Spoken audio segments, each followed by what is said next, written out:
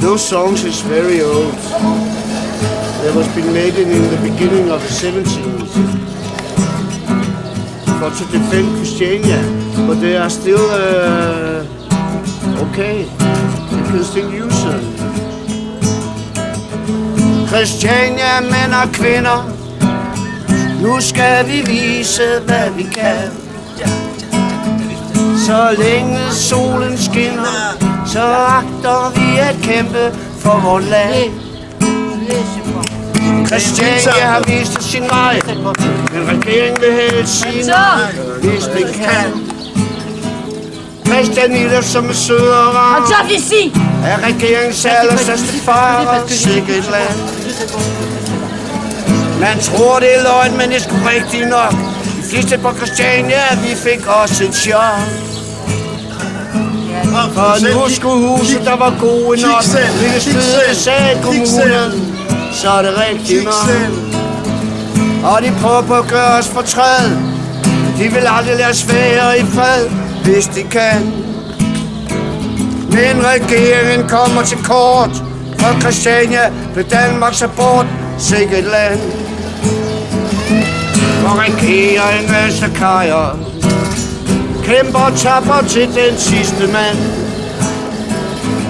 Men jeg tror desværre nok de fører krig, så vidt jeg kan se, i deres eget land. De behandler os som det værste ros, og de tvinger os fandme til at slås for vores land.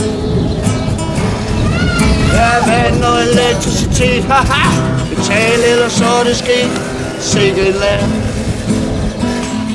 Men kom nu alle sammen, nu skal vi kæmpe mod regeringens tyranni. Ja, hundestrøm og militærpoliti, vi har nok af jeres lort, må vi så være fri.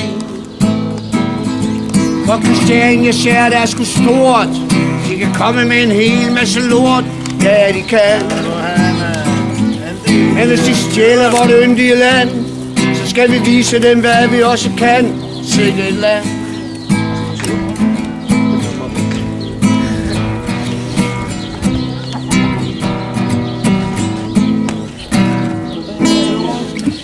It was a very old Christiania song.